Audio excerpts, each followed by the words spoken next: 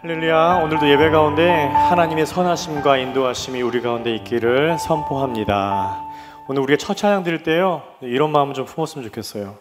아직도 우크라이나 전쟁이 끝나지 아니하고, 그다음에 우리 분쟁 있는 땅들이 너무 많고 하는데, 하나님 그 땅 가운데 선하심을 덮어주시옵소서. 우리가 함께 그 땅을 위해서 기도하는 마음으로 이 찬양 하나님께 올리도록 하겠습니다.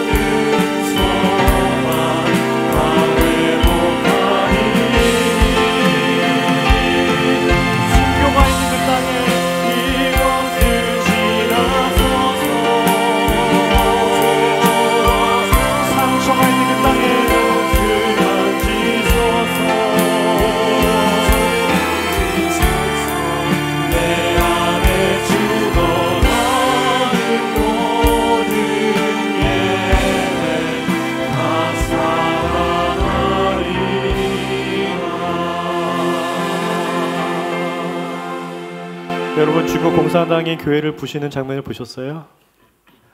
네, 너무 부셔진 교회와 또 숨겨진 교회에 다시 한번 그 땅 가운데 예배가 살아났으면 좋겠습니다. 우리 이 가사가 있는데요, 영원히 빛나는 나의 예수님, 한번 따라해 보시겠어요? 영원히 빛나는 다시요. 영원히 빛나는, 여기 없어요. 영원히 빛나는 나의 예수님. 이번에는요, 여러분의, 제가 하라서 시키는 게 아니라 여러분이 진정으로 마음에 나서 해보세요. 시작. 영원히 빛나는 나의 예수님. 네, 영원히 빛나는 나의 예수님이 여러분 가운데 있기를 소망합니다. 빛의 역할이 세 가지가 있어요. 무엇일까요? 첫 번째, 어둠을 밝히는 거. 두 번째요, 광합성, 생명을 살리는 겁니다. 세 번째, 살균 효과. 네, 우리 예수님의 빛이 여러분을 밝히시고 여러분을 살리시고 여러분을 치유하시는 그런 빛이 되길 소망합니다.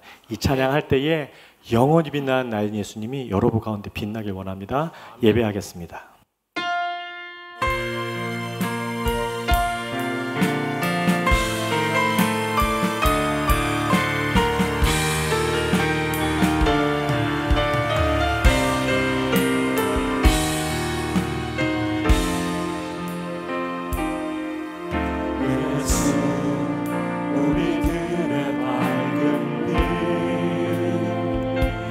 은혜와 구원을 베푸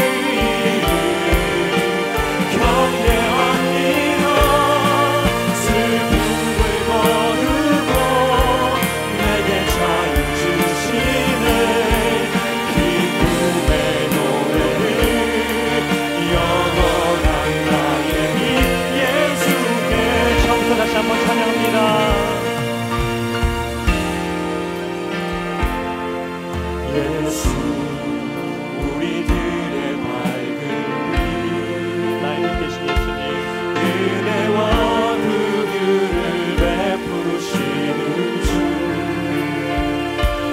그의 길을 따라가는 주의 자녀들에게 항상 밝은 빛을 비추시네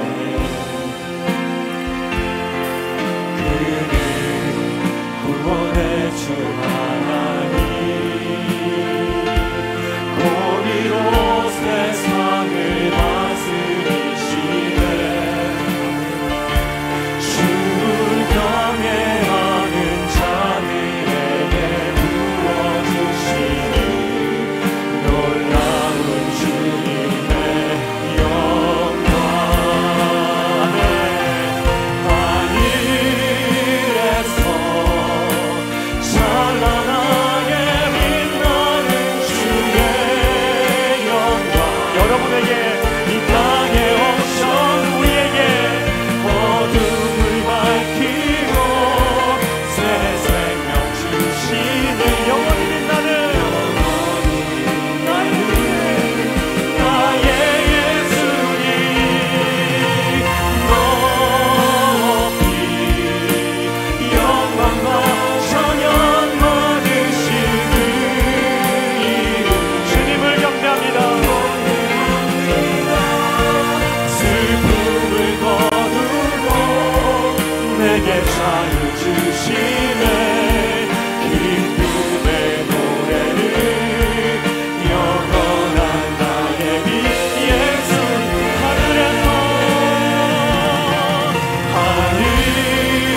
하늘에서 찬란하게 빛나는 주의 영광 이 땅에 오셨네 어둠을 밝히고 새 생명 주시네 영원히 빛나는 나의 예수님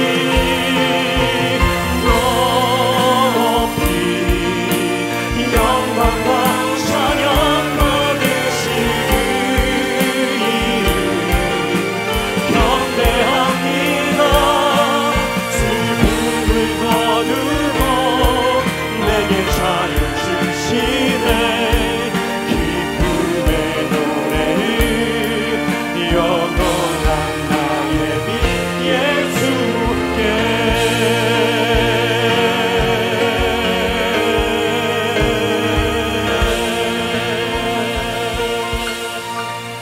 아멘. 제가 여러분한테 이번 주 함께 하나님께 올릴 찬양들을 올려드렸지요. 네, 아직 익숙하지 않으실 거라고 믿습니다. 하지만 우리 이런 마음 가졌으면 좋겠어요. 말씀의 묵상이 있듯이 찬양의 묵상이 좀 있었으면 좋겠습니다. 곡조가 잘 모를지라도 이 가사를 보면서 그 가운데서 주님께서 터치해 주시는 그 성령의 터치함을 이 찬양을 통해서 느꼈으면 좋겠습니다. 지난주에는 저희가 나 같은 죄인 찬양 하면서 우리 하루의 삶을 돌아보고 우리 1년의 삶을 돌아보고 내가 죄인됨을 다시 한번 고백하는 찬양이지만 이었지만 이번에는 하나님께서 우리에게 허락하신 믿음의 삶들을 우리가 살았나 다시 한번 되돌아보고 그렇지만 그렇게 살지 않을지라도 여전히 우리를 붙드시는 그 주님의 사랑이 우리가 있기에 이 자리에 있음을 감사로 고백하는 찬양으로 하나님께 영광 돌렸으면 좋겠습니다.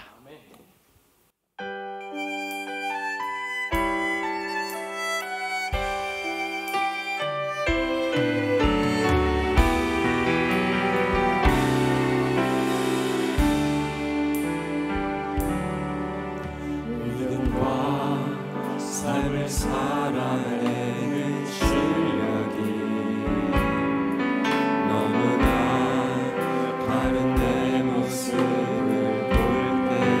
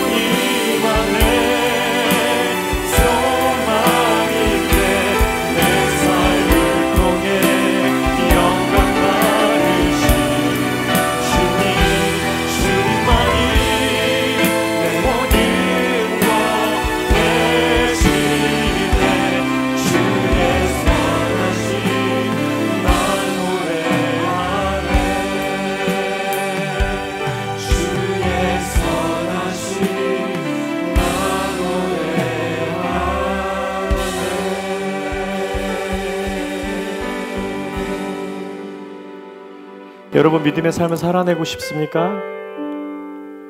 대답이 없으시네요. 여러분 믿음의 삶을 살아내고 싶으세요? 네, 아멘. 제가 세움교회에 예배를 드리면서 언제나 바라는 한 가지가 있습니다. 믿음의 삶을 살아내는 것입니다. 그리고 아주 작은 것을 실천했으면 좋겠습니다. 여러분이 가능한 시간이 아니라 우리가 함께 정한 시간에 예배를 함께 드렸으면 좋겠습니다. 여러분이 정한 시간이 아니라 우리 교회가 정하고 하나님께서 기다리는 그 시간에 여러분 이 자리에 나와서 함께 찬양했으면 좋겠습니다. 여러분 그 마음 가운데 하나님의 믿음의 삶을 살아가기 위해서 마음들도 여러분 가운데 다시 했으면 좋겠습니다. 이 한 해 가운데 하나님께서 여러분의 베푸신 선함들이 여러분의 노래가 되게 해주시고 여러분의 상처를 치료한 것이 노래게 해주시고 또 여전히 참으시는 그 하나님의 사랑들이 우리의 노래가 됐으면 좋겠습니다. 그 빛 대신 예수님이 우리 가운데 얼마나 언제나 머무르셨으면 좋겠습니다. 오늘도 우리를 회복시키시는 그 빛 대신 예수님께서 우리 가운데 머물게 해주시고 우리 가족 가운데 머물게 해주시고 우리 자녀들 가운데 머물게 해주시고 또 분쟁이 있는 그 땅 가운데 또 전쟁이 그 땅 가운데 핍박하는 그 땅 가운데 비춰주시옵소서 함께 기도했으면 좋겠습니다. 우리 가운데 상처로 또 몸의 연약함으로 마음이 어려운 자에게 주님께서 빛 대심으로 치료해 주시고 회복시켜 주시고 밝혀 주시기를 우리가 함께 이 시간에 기도 올리도록 하겠습니다. 함께 기도하겠습니다. 지금 이 시간도 살아계셔서 늘 저희와 함께 동행하시며 영원한 생명의 주인 되시는 참 좋으신 하나님 아버지, 은혜와 사랑을 감사드립니다. 지난 한 시간도 세상에 살면서 한 치 앞도 내다볼 수 없는 무력한 가운데 하나님의 자녀로 거룩한 삶을 살지 못했음을 십자가 밑에 내려놓고 회개하오니 하나님 긍휼히 여겨 주옵소서. 정말로 세월은 빠르게 흘러 2022년도 이제 저물어가고 있습니다. 돌이켜보니 하나님이 기뻐하는 삶이 아닌 분별력 없이 내 중심적으로 타라 쓰러지고 넘어질 때 많았습니다.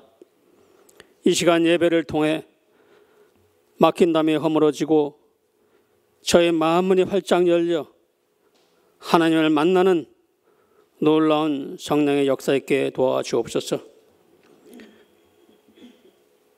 우리 힘으로 할 수 있는 것 아무것도 없사오니 성령님 도와주셔서 어려움 닥칠 때마다 말씀과 기도로 방패막 삼아 겉모습만 신앙인이 아닌 속사람 강건케 하여 주옵소서. 2022년을 마무리하며 시작한 1.5.3 감사운동을 정기연히 하고 있습니다. 이전에는 감사한 조건이 있을 때만 감사했습니다. 범사에 감사하는 것이 하나님의 뜻이라고 했는데 간절한 마음으로 감사할 조건을 찾으니 감사할 수 없는 상황에서도 감사할 수 있는 진정한 감사가 무엇인지 알게 하셨습니다. 이러한 때 저희 세움교회에 갑작스레 닥친 질병으로 말미암아 어려움에 처한 환우들이 계십니다. 이러한 감사운동을 통해서 하게 하신 하나님, 바로 이 때를 위함이 아니신가 생각하며 하나님께 모든 것 맡기며 합심하며 중보기도 드릴 때 큰 힘이 되고 능력이 되어 치유하시는 하나님을 경험하게 되어서 오직 하나님께만 영광 돌리는 저희 모두가 되길 간절히 소망합니다. 하나님 아버지, 이 시간 또한 말씀을 전하실 이상배 목사님 영혼에게 강건함 주시고 성령의 능력의 장중에 붙들어 주셔서 피곤치 않게 하시며 선포되는 말씀 마음판에 새겨 생활 속에 살아갈 힘을 얻게 하여 주옵소서. 또한 알게 모르게 수고하시는 모든 손길 기억하여 주시고 우리와 그들 마음에 감사와 기쁨이 넘치는 봉사가 되게 하여 주옵소서. 이제 예배드리는 첫 시간입니다. 악한 사탄막이 일절 틈타지 못하도록 성령님께서 막아주시기를 간절히 바라옵고 이 모든 말씀 예수 그리스도의 이름으로 감사하며 기도드렸사옵나이다. 아멘. 우리 신앙 고백합니다. 나는 전능하신 아버지 하나님 천지의 창조주를 믿습니다. 나는 그의 유일하신 아들 우리 주 예수 그리스도를 믿습니다. 그는 성령으로 잉태되어 동정녀 마리아에게서 나시고 본디오 빌라도에게 고난을 받아 십자가에 못 박혀 죽으시고 장사된 지 사흘 만에 죽은 자 가운데에서 다시 살아나셨으며 하늘에 오르시어 전능하신 아버지 하나님 우편에 앉아 계시다가 거기로부터 살아있는 자와 죽은 자를 심판하러 오십니다. 나는 성령을 믿으며 거룩한 공교회와 성도의 교제와 죄를 용서받는 것과 몸의 부활과 영생을 믿습니다. 아멘. 우리 말씀 같이 봅니다. 데살로니가 전서 4장 데살로니가 전서 4장 9절에서 12절까지입니다.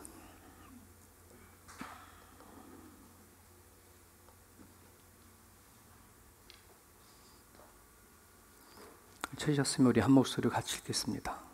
시작. 형제 사랑에 관하여는 너희의 쓸 것이 없음은 너희들 자신이 하나님의 가르침을 받아 서로 사랑함이라. 너희가 온 마게도냐 모든 형제에 대하여 과연 이것을 행하도다. 형제들아 권하노니 더 그렇게 행하고 또 너희에게 명한 것 같이 조용히 자기 일을 하고 너희 손으로 일하기를 힘쓰라. 이는 외인에 대하여 단정히 행하고 또한 아무 궁핍함이 없게 하려 함이라. 아멘. 지금 저희들은 그 데살로니가 전서를 쭉 보고 있습니다. 바울이 쓴 서신들이 다 그 당시에 초대 교회에 보내는 편지들이잖아요. 뭐 갈라디아서도 그렇고 에베소서, 빌립보서, 고린도 전후서, 데살로니가 전후서, 뭐 여러 그 당시에 교회를 향하여 쓴 편지이기 때문에 그 바울이 쓴 서신의 그 메시지는 오늘 교회가 가고자 하는 교회관에 있어서 너무 중요한 부분들이거든요. 여러분, 이 교회관이 바로 서 있지 않으면은 도대체 내가 이 교회를 왜 다녀라고 하는 이 질문 앞에 우린 대개 회의도 느껴지기도 하고 이 교회에서 내가 무엇을 원하려고 하는가라고 하는 거가 안 맞아버리면 우리는 얼마든지 교회를 수십 군데 옮겨 다닐 수 있어요. 무슨 말인지 아시겠죠? 여러분, 결혼을 앞두고 있는 이 신랑 신부가 결혼을 왜 하냐, 결혼이 뭐냐, 부부가 뭐냐 라고 하는 그 결혼관이 확실하지 않으면 살아가다가 어떤 문제가 생기거나 부딪혔을 때에 그것을 건강하게 이겨나갈 수 있는 그 힘이 없어요. 난 너 좋아서 너 좋아서 결혼했어. 우리 사랑해서 결혼하지 않았냐? 단지 그 사랑 하나 가지고서는 정말 그 사랑도 뿌리 깊인 뭐 하나님이 얻어진 사랑이 아니라 지금 연애하는 감정을 가지고 가정을 세운다고 한다 그러면 100이면 100 다 실패합니다. 그죠? 가정을 왜 세워야 하느냐? 부부가 뭐냐 하는 것처럼. 여러분, 지난주 바울은 데살로니가 성도들에게 무엇을 부탁을 했냐 그러면은 하나님이 우리에게 주시는 거룩한 것, 선택한 것, 하나님의 자녀로 삼아 주신 이 거룩한 것, 구별되어 준 것, 이것을 지켜나가기 위해서는 반드시 중요한 두 가지가 있다라고 얘기를 했어요. 그게 지난주에 그 삶을 지켜나가기 위해서는 확고한 기준이 있어야 된다. 하나님 안에 만들어진 선. 하나님 우리들에게 각자 본능이 있죠. 태어날 때부터 가지고 나온 본능은 정말 좋은 하나님 주신 선물이에요. 은혜예요. 근데 이 선물이 도를 넘어가 버리면, 선을 넘어가 버리면 이건 독이 되어버린다는 거예요. 그런 부분들 안에서 과연 나는 하나님을 믿고 예수님을 믿는데 그 거룩한 확고한 기준이 선이 그어져 있는가 하는 그것을 여러분 만들어 가야 돼요.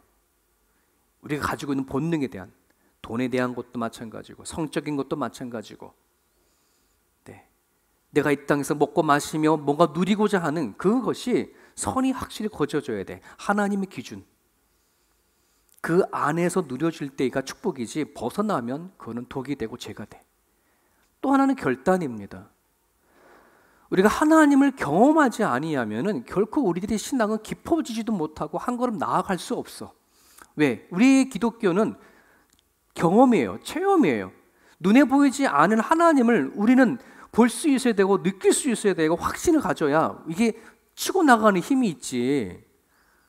그 경험이 없는 하나님 아는 지식에만 머물러 있는 그 신앙은 문제 앞에 어떤 닥치는 어려움 앞에 다 꺾어지게 되어 있어요. 그렇지 않습니까? 결단이에요. 결단. 순종이라는 말이죠. 일부 예배 때 그런 예를 들었지만은 여러분 다이어트를 하려고 하는 시대의 사람들 오늘날 얼마나 많아. 내가 다이어트를 되어지는 거 보면 막 그 유튜브 보고서 보잖아요. 요즘에 그 다이어트 운동하는 걸로 가지고서는 돈도 많이 벌고 많은 유튜버들이 참 많은데 그거를 가만히 앉아 1시간을 바라본다 한들 내가 빠지나? 그거 덮어놓고 뭐 해야 돼? 내가 운동해야지 되는 거잖아요. 이게 원리잖아요. 우리는 하나님을 경험만 하는 데 있어서는 결단과 순종이 없이는 하나님을 만날 길이 없어. 너무나 많은 사람이 하나님이 나를 선택했다, 불렀다, 하나님 이런 말씀을 하셨다, 말씀을 가지고 갈등하고 고민하지만 거기까지 누구나 다 해. 그죠? 중요한 건 순종이야. 내가 하냐, 하지 않느냐 하는 것이 딸려져 있는 것인데 우리 너무나도 갈등하고 고민하고 여기 안에서만 머물러 있다는 말이지. 거룩함에 대한 삶에 대한 확고한 기준과 결단, 순종하는 그 삶이 결국 내 자신을 성장하게 만들고 깊이 있게 나가게 한단 말이죠. 자, 근데 오늘의 메시지는 그러면 이건 내 자신을 대한 거라면 앞으로 나는 크리스찬이 되어져서 타인에게 또 내가 살아간 삶의 여러 사람들에게 어떤 삶을 살아가야 되는가라고 하는 두 가지의 기준을 우리 교회에게 주고 있어요. 그 말씀을 우리들이 담고 기도 제목으로 삼았으면 좋겠습니다.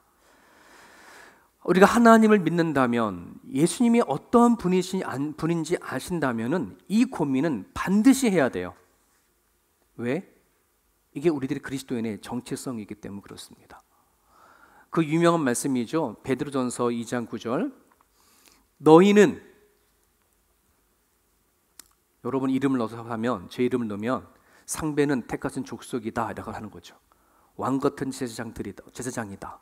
거룩한 나라요 그의 소유가 된 백성이다. 이는 상배를 어두운 데서 불러내어 그의 기이한 빛에 들어가게 하신 이 하나님의 아름다운 덕을 선포하게 하려고 내가 너를 선택했다. 여러분 이름을 놓고 한번 적어서 아멘 되나요? 동의가 저기 되어줘야 내가 그리스도인이라고 하는 정체성이 확립이 되는 거예요. 내가 저게 아멘이 안 된다면 난 아직 크리스찬이라 말하면 안 돼. 크리스찬이라고 한다는 말은 확고한 나의 정체성을 내가 가져야 한 다음에 I'm 크리스찬이라고 말할 수 있는 거거든요. 네. 기이한 빛에 들어가게 하신 하나님, 전혀 하나님을 알지 못하고 살았어. 내가 왜 태어났는지, 왜 사는지, 죽으면 어디 가는지, 결혼을 왜 하는 건지, 나를 왜 이런 존재로 태어났는지 전혀 알지 못했는데 하나님이 하셨답니다. 그죠? 하나님이 여러분 살게 하신다는 거잖아요. 그리고 지금도 살게 하시는 분이 하나님이시라는 거잖아요. 동의되나요 이게? 이게 동의가 돼야 돼. 지금까지 살아온 것도 하나님의 은혜다. 지금 하나님 나를 데려가신다고 하더라도 나는 감사하다라고 하는 이 확고한 믿음과 이거에 대한 동의가 우리 가운데 있어줘야 돼요. 하나님은 여러분을 불러서 하나님을 여러분들을 보내고 살게 하신 것에 대한 덕을 선포하게 한다는 거예요. 이 덕이라는 것은 지식이 아니에요. 지식이 아니에요. 우리가 살아가는 삶 속에서 풍겨지고 드러나여지는 것을 얘기를 하는 거예요. 그렇지 않습니까? 저는 우리 성도들이 이런 확고한 그리스도의 정체성을 가지고 내가 교회를 다니고 교회에서 내가 어떻게 살아내야 하고 바깥에 나가서 크리스찬으로 어떻게 살아내야 하는지에 대한 답을 여러분이 찾고 또 성령 하나님 앞에 기도해 나갈 수 있기를 간절히 바랍니다. 12절에 보면은 바울은 데살로니가 성도들에게 몇 가지 권면을 하는데 크게 두 가지 권면을 해요. 하나는 칭찬이 담겨져 있는 권면이라면 하나는 훈계성 있는 권면을 하거든요. 두 가지 권면을 하는데 그 권면을 하는 이유를 저렇게 얘기를 했어요. 왜 이렇게 권면하는지 아냐? 이것은 외인에 대하여 단정히 행하고 또한 아무 궁핍함이 없게 하려 하는 거야 라고 하는 이유를 다뤘어요. 이거를 현대 성경으로 좀 쉽게 나와야 되는데요. 그럼 같이 읽을까요? 아이고, 자꾸 넘어가네. 네, 같이 읽을까요? 시작. 그렇게 되면 그리스도인이 아닌 사람들도 여러분들을 믿고 따르며 존경하게 될 뿐 아니라 여러분도 다른 사람에게 신세를 지지 않게 될 것입니다. 이렇게 행하면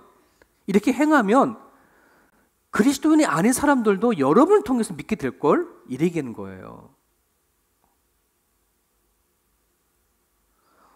우리는 뭐 복음을 전하고 성경하고 얼마나 큰 사명을 가지고 막 복음을 전하고 막 전도하려고 막 애를 씁니까? 그죠? 근데 지금 시대는 그렇게 될 시대가 아니라는 거 우리는 온몸으로 경험하잖아요. 그렇게 해서 실패했잖아요. 이 세상에 이 복음 전파는. 수많은 사람이 그렇게 들어왔다가 우수수 떨어져 나가고 왜 그럴까? 왜 그럴까? 우린 아름다운 덕이 선포되지 않았기 때문에 그래. 지식의 말은 선포가 되어졌어. 하나님 어떤 분이라는 것은 얘기는 되어져 있으나 그렇게 얘기하고 말하는 사람의 덕이 선포되지 않았기 때문에 그래요. 이제는 우린 초점을 여기다 맞춰야지 돼요. 우리 교회가 가야 할 초점은 바로 이 부분이에요. 그렇지 않습니까? 내가 말을 하지 않아도 내가 살아가는 삶과 모습 안에서 왜 믿지 아니하는 사람이 믿고 따라오고 존경할 수 있게끔 나는 살아가야 된다는 말이에요. 이게 나의 개인의 비전이 되고 목적이 돼야 돼. 그렇게 살아감을 통해서 신세를 지키지는 않는다. 예수 믿고 살아가는데 여전히 다른 사람들에게 피해를 끼치고 손 내밀고 믿지 않은 사람들이 그 믿고 싶겠어요. 그렇지 않습니까? 하나님은 복의 근원 하나님이에요. 정말 하나님을 제대로 믿고 간구하고 찾고 두드리는 자들에게는 하나님은 결코 당신의 백성, 당신의 자녀들이 다른 믿지 아니하는 자들에게 손 내밀도록 신세지도록 그렇게 만들지 않는 분이에요. 이게 우리 하나님이에요. 그 믿음을 갖고 하나님 앞에 바르게 구하십시오. 네. 하나님 앞에 바르게 구하고 하나님을 바르게 이해할 수 있는 사람들에게는 하나님 그냥 내버려 두지 않아. 그러면 두 가지를 권면을 합니다. 칭찬이 담겨져 있는 권면, 하나님부터 가르침을 받고 지금도 잘하고 있는 사랑을 더욱더 그렇게 해라. 데살로니가의 성도들은 하나님부터 선포되어졌던 그 사랑을 잘 실천하고 있는 거야. 근데 그 사랑을 더 뭐 하라는 거예요? 하라는 거예요. 하나님부터 받은 가르침을 참 잘하고 있거든. 근데 여기서 잘한다고 멈추지 말고 더 잘해라. 더 그렇게 해라 라고 한다는 이 권면이고요. 두 번째는 이전에도 언급했던 것처럼 조용히 자기 일을 하고 너희 손으로 일하기를 힘쓰라. 이 두 가지를 얘기를 하는데 그럼 저 11절은 왜 저런 권면을 했는지에 대한 거는 좀 이따 말씀을 좀 배경을 드릴게요. 먼저 첫 번째 거를 얘기할게요. 칭찬에 담겨져 있는 저 권면이 도대체 어떤 건가? 여러분 세상 사람들이 기독교는 어떤 종교냐라고 말했었을 때에 기독교는 어떤 종교라고 말할 것 같아요? 그러니까 여러분들은 기독교는 무슨 종교라고 얘기를 해요? 답을 먼저 보여드릴게요. 기독교는 사랑의 종교. 하나님은 사랑이다. 그렇지 않습니까? 우리가 믿고 구하고 우리를 지으시고 만드신 그 하나님이 사랑이라는 말이에요. 그래서 기독교는 사랑의 종교. 맞습니까? 네. 예수 그리스도의 사랑을 전하는 그런 사람들이 교회고 성도 아니겠습니까? 이거에 대해서 반문하실 분 계셔요? 없죠.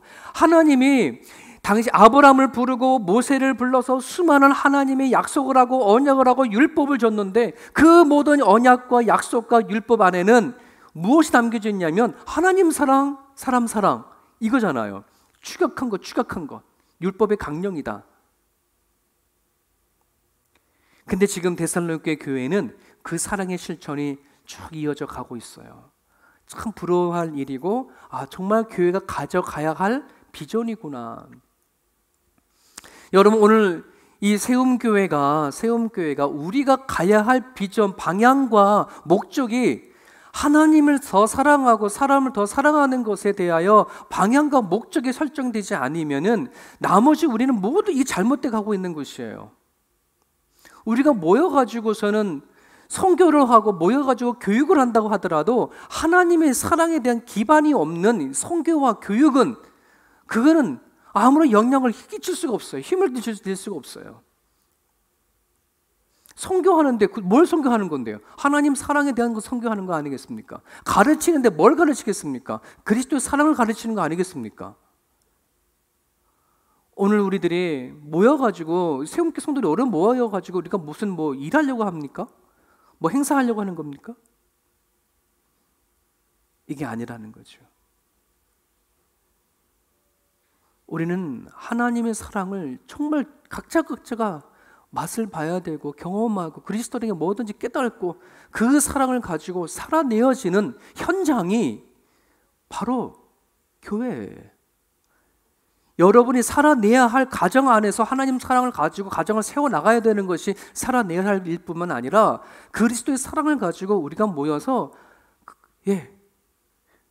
우리가 하나님 앞에 예배하고 기도하고 찬양 왜 하는 겁니까? 하나님의 사랑하고 하나님을 통해서 예배드리고 기도한 거 찬양한 것을 가지고 남을 사랑하려고 하는 거 아니겠습니까? 이거가 아닌 그냥 찬양을 하기 위해서 그냥 기도하기 위해서 예배하기 위해서는 하나님은 이거 안 받으세요.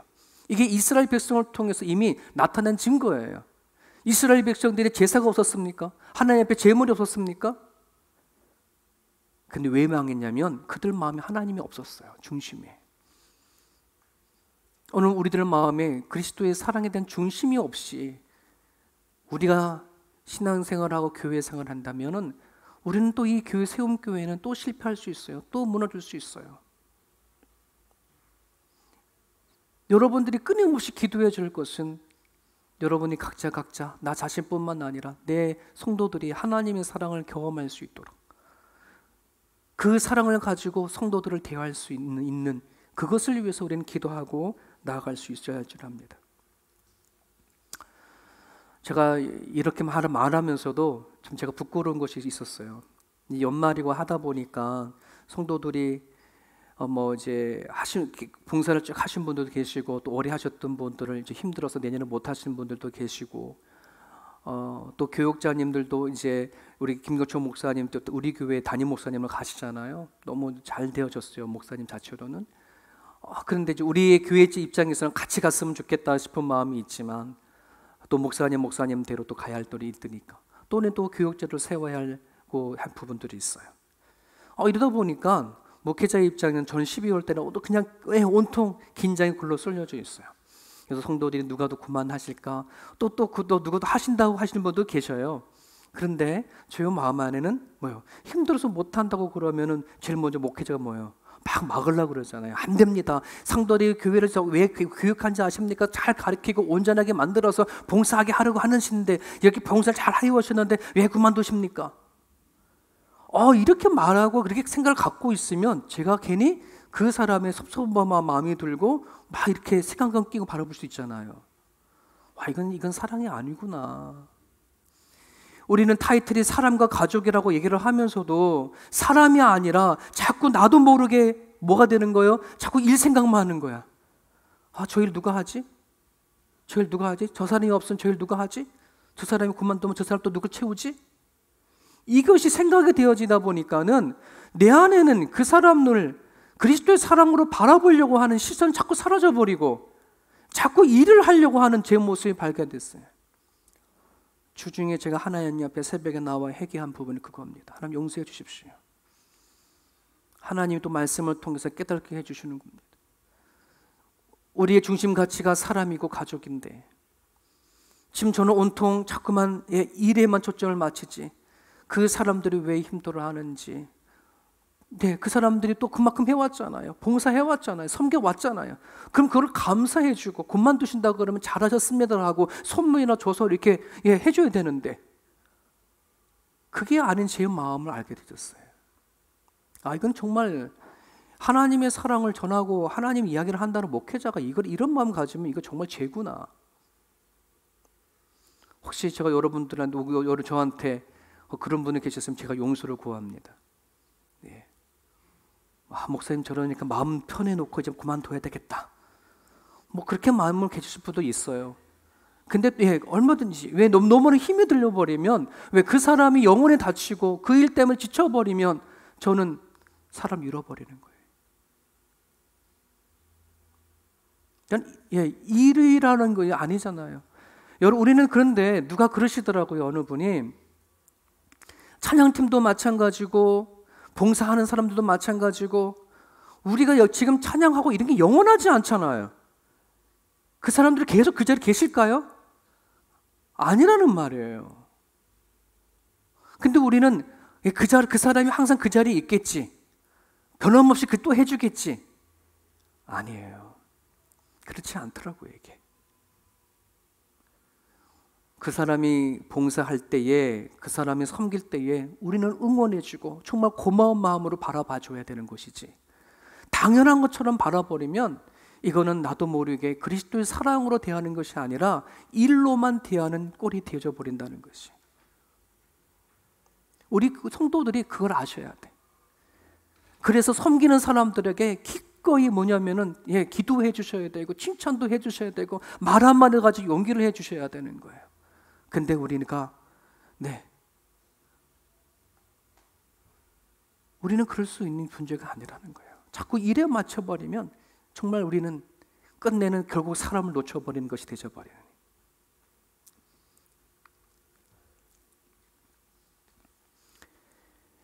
아이들에게 교회를 그려보라라고 하면 어떤 그림을 그릴까요? 저런 그림을 그려요. 교회를 그리라 하면 다 집 위에다가 건물에다가 십자가 묻히면 다 교회야. 그죠? 그런데 행복한 교회를 그려봐, 사랑 있는 교회를 그려봐라고 하면 아이들이 그림을 그릴까요? 경험을 해보지 않으면 못 그려요. 사랑을 경험을 해보지 않으면 그림을 그려낼 수가 없어요. 이건 집도 마찬가지예요. 집을 그려보라면 내가 살고 있는 집은 그릴지 모르지만 행복한 가정을 그려봐라고 말했을 때에 행복한 가정 속에 살아보지 못한 아이는 그림을 못 그려요. 어떤 뜻인지 아시겠죠? 오늘 우리가 가야 할 비전은 교회 건물에 십자가를 다는 게 목적이 아니고 비전이 아니에요.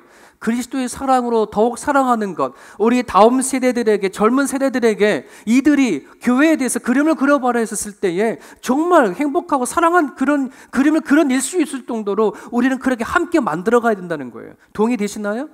이거는 제가 만드는 게 아니에요. 저 혼자 만드는 것이 아니에요. 이상민 목사가 만드는 건 아니에요. 우리 전체가 같이 만들어가는 거예요. 이게. 여러분, 제가 두레교회에 나오면서요, 이름을 정할 때에 다른 교회 이름은 아무도 여러분 다 원하는 데 정하십시오. 하지만 반드시 앞에 나는 죽고 예수로 산다라고 하는 말은 빼면 안 됩니다. 절대. 왜 그러냐면 이것이 교회간이고 내가 사랑하고 하나님을 사랑하고 이웃을 사랑하는데 반드시 적이 있어야지만 가능하거든요. 나는 죽고 예수로 살지 아니하면 결코 사랑해 나갈 수 있는 힘을 얻을 수가 없어요. 나도 살고 하나님도 산다라고 하는 그것은 내가 만든 생각일지 모르지만 아니요, 성경은 절대 그런 말을 하지 않아요. 내가 죽어야 돼. 내가 죽고 예수로 사는 것. 이게 있어야 하나님을 사랑하고 사람을 사랑하는 힘이 거기에서 만들어진다는 것이에요. 내가 죽는다는 건 하나님의 가르침을 받아야 진짜 내가 죽는 게 뭔지 알아요. 모르면 못 죽어요. 내가 왜 죽어야 돼? 하나님이 가르침을 받아야 합니다. 그래서 교회 안에는 학교 같은 기능이 필요해요. 자꾸 알아야 돼요. 내가 죽기 위해서는 허물과 죄에서 회복이 되어져야 됩니다. 내가 갖고 있는 하나님을 알지 못하고 살아왔던 나의 허물과 내 죄가 하나님 앞에 철저히 죽고 예수님과 함께 다시 살아나는 역사가 경험해야 돼야, 이 회복이 있어져야 돼. 여러분들이 세움교회에 들어오기 전에 또 지금까지 하나님을 만나기 전에 가졌던 여러분들의 죄가 있을 거예요. 허물이 있을 거예요. 아픔이 있을 거예요. 상처가 있을 거예요. 그것이 예수 그리스도를 통해서 회복되지 아니하게 되어지면 나는 죽고 예수를 못 살아요. 나는 여전히 내가 살고자 하는 게 더 많거든요. 그래서 교회의 기능 안에는 병원 같은 기능이 있는 거예요. 이렇게 해서 내가 죽었다고 하는 증거가 결국 뭐다? 사랑으로 나타나는 것입니다.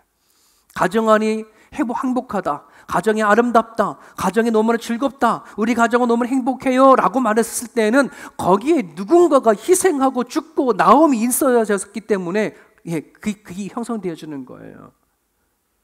그냥 사랑을 만들어지는 게 아니거든요.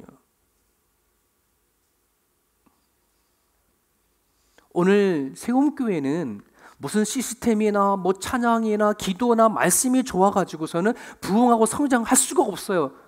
그건 그냥 눈에 보이는 현상일지 모르지만 진짜 교회의 성장과 교회의 발전은 내가 죽고 예수로 사는, 누군가가 회복되어지고 그것으로 인해서 누군가 사랑하는 자에 의해서 교회는 성장하는 거예요. 건강한 거예요.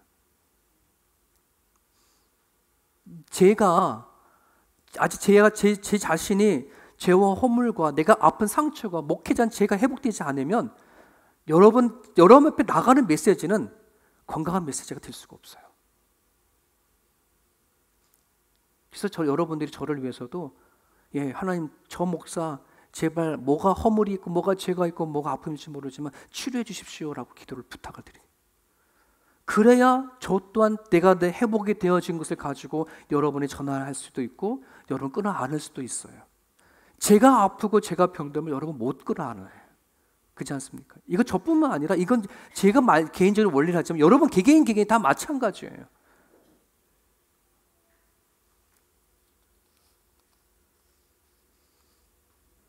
사랑하는 여러분, 성령께서 사랑할 수 있는 힘을 주십니다.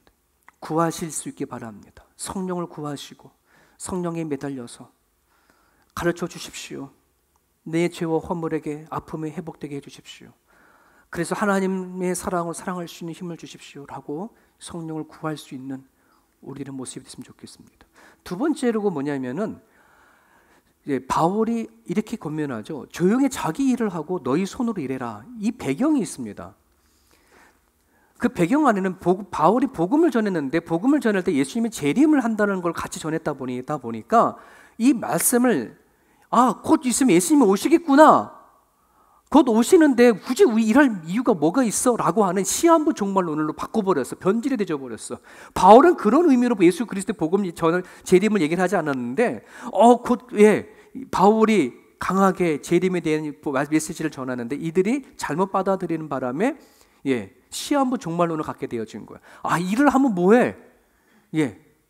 자기 내 현재 지금 믿음만 잘 지키면 돼. 신앙만 잘 지키면 돼. 막 나름대로 열심히 일하는 사람 쫓아가가지고 간섭하고 지금 예수님이 곧 오신다는데 그렇게 일할 필요 없어. 이렇게 얘기하는 사람들이 교회 안에 생긴 거예요. 그래서 바울이 조용히 딴 얘기하지 마. 남의 집 가서 반습하지 말고 니나 잘해. 이 얘기를 권면하는 거예요. 너희 손으로 일해라 라고 말하는 것은 그 데살로니가 있는 그 지역에 헬라 문화가 들어갔는데 헬라 문화가 갖고 있는 그 사상 안에는 노동에 대한 가치를 폄하하거든요. 노동력이라고 한다는 것은 대개 노예나 아주 힘없고 약하고 그런 사람들이 하는 일거리라고 했거든요. 배우거나 똑똑하거나 나름대로 힘이 있거나 그런 사람들은 펜따나 구리고 앉아있는 것이고 일을 하지 않는 거라고 생각하는 가치관이 있었어. 그런 사람들은 뭐 하는 거냐면 노동하는 것을 부끄러워하고 했고 일하는 것을 뭐 하느냐면은 싫어했단 말이죠. 그것을 가지고 바울이 얘기한 거 노동에 대한 가치, 일에 대한 가치. 너네들이 이건 종의 노예만 하는 일이 아니라 모든 하나님이 주시는 일들인데 너무나 거룩하고 귀한 것이다. 바울은 이거 말로 하지 않았잖아요. 자기 스스로 천막 짓는 기술을 가지고서는 천막 만들어 가면서 복음을 전하고 했던 바울. 자기도 일하면서 했단 말이죠. 데살로니가 후서 뒤에 보면 너 일하지 않는 자는 먹지도 마라 이렇게까지 강하게 말할 정도로 얘기를 한 거예요. 왜 이런 문제가 생기냐면 하나님에 대한 메시지에 대해서 알고는 있지만 잘못 적용하는 것, 자기에게 올바르게 적용하지 못하면 하나님의 말씀이 변질되어 버리고 그 믿음이 있지만 믿음의 삶이 올바르지 아니하고 잘못 가게 되어진단 말이에요. 여러분, 저게 뭐냐면은 한국의 기독교 신문에서 기독교를 싫어하는 네티즌들을 향해서 왜 기독교를 싫어하느냐라고 500명을 대상으로 설문조사를 받았어요. 여러 가지 답글로 막 500개의 그 답글을 가장 많은 것을 해가지고 이렇게 자른 거거든요. 제일 많이 싫어하는 이유가 말 따로 행동 따로. 말은 잘하는데 행동을 하지 않는다. 두 번째는 사랑을 외치지만 욕심은 그대로다. 욕심은 그대로다. 사랑 제일이라고 막 외치면서 하지만은 뭐 하는 거예요? 그들이 갖고 있는 그 깊이 저 안에는 욕심을 갖고 향하더라. 세 번째, 권력과 결탁하는 것, 정치와 관련되어져 있는 결탁. 네 번째는 수준 미달의 목사들. 빛과 소금을 외치지만은 예수천당 불신주업. 이것은 뭐냐 그러면 너는 분명히 세상에 나가 빛이 되고 소금이 되는 그것은 없고 아주 맹목적으로 예수 믿지 않으면 너는 지옥이다라고 얘기해 보니 세상 사람들이 봤었을 때는 너무 화가 난다는 거죠. 헌금을 강요하고 불투명한 재정, 그다음 끼리끼리 모여져서 여전히 교회 안에서도 왕따를 시키는, 교회 안에서도 역전이 나름대로 힘 있는 사람들 힘든 사람끼리, 약한 사람들끼리, 바깥에 안에서도 많이 배웠냐 못 배웠냐, 많이 가졌냐 못 가져가지고 차별대우 하는데 교회 안에서도 똑같이 배운 자 못 배운 자, 가진 자 못 가진 자를 대우하고 차우한다. 이건 교회가 아니지, 솔직히 말해. 하나님 원하는 교회가 아니라는 말이에요. 여러분, 우리는 사랑의 종교요, 그리스도의 사랑을 이야기하는 곳인데도 불구하고 세상 사람들은 저렇게 얘기를 하는데 여기 중요한 부분이 있어요. 저 7가지에 대해서 여러분들이나 한번 끄떡끄떡 되지 않아요? 수긍이 되지 않아요? 수긍이 되어진다고 한다 그러면 이것이 결국 나의 문제구나. 우리가 이것에 대해서 수긍한다 그러면 내가 그렇게 살았었구나 라고 이걸 받아야 돼요. 왜? 우리가 지금 교회 안에 들어와 있잖아요. 우리가 하나님을 믿잖아. 저 7가지가 나한테 있지 않나. 내가 그렇게 살고 있지 않나.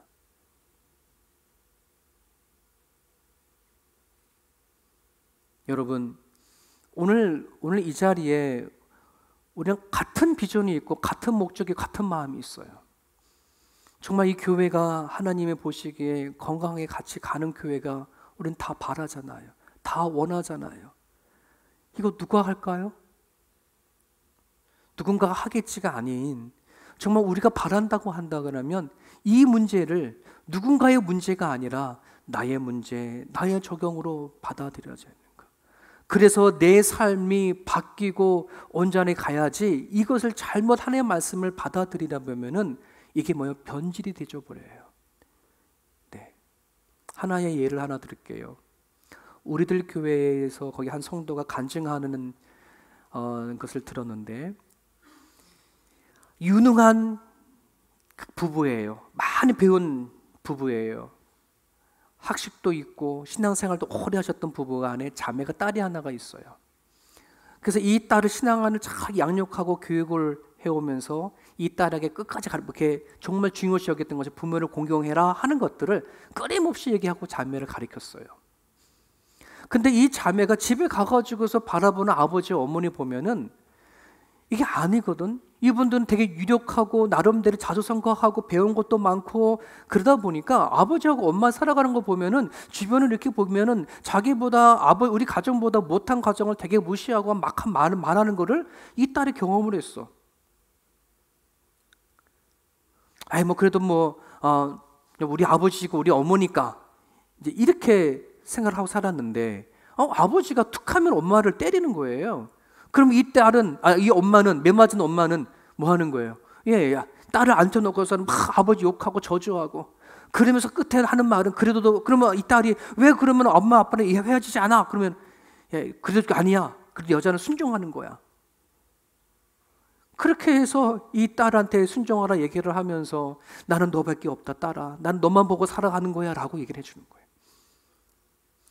한번 여러분 그 딸의 입장에서는 그 상황이 참 많이 힘들죠. 매주마다 교회 가가지고 신앙 가운데 자라는데, 그럼에도 불구하고 이 딸이 너무나 감사한 거는 그 엄마 바라보고 공부를 열심히 해서 인류대학에 들어갔고요.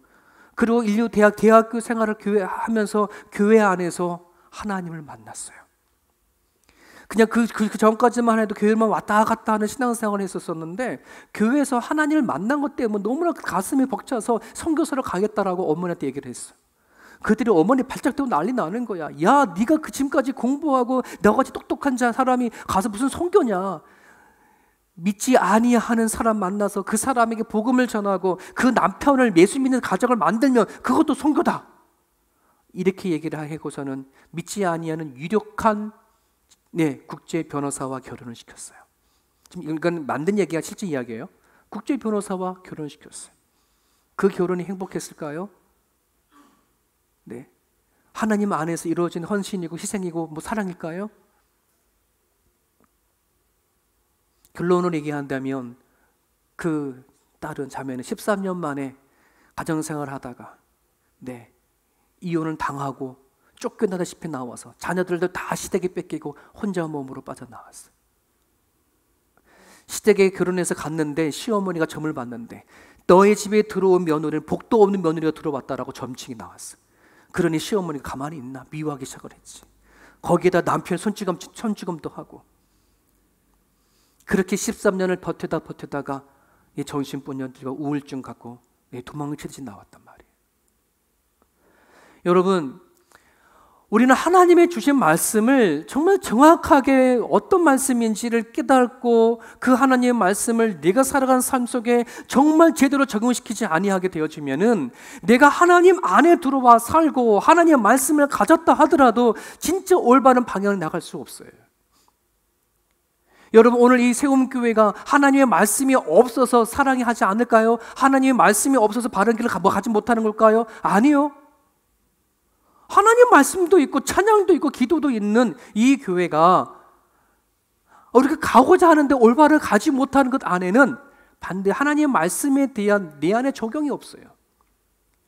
하나님의 말씀을 내가 이해하는 데에서 잘못 이해해버리면 변질이 되어버려. 내가 이것이 나는 하나님 뜻 가운데 가는 것 같지만 아니요, 진짜 하나님을 제대로 알지 못하고 받아들이고 해석하는 거예요. 하나님의 말씀을 오해하거나 가치를 발견하지 못하면, 그 말씀을 내 삶 가운데 적용하지 못하면 내가 하나님 안에 있다 하더라도 삶의 방향이 변질될 경우들이 되게 많아요. 여러분, 요즘에 매일 성경 전도서가 쭉 해나가고 있거든요. 여러분, 그 전도서에 며칠 전에 본문 말씀이었는데요. 전 솔로몬이 깨달은 그 지혜 가운데 저런 말씀이 있었어요. 마음은 올무와 금을 갖고, 이 마음은 그 여인의 마음이에요.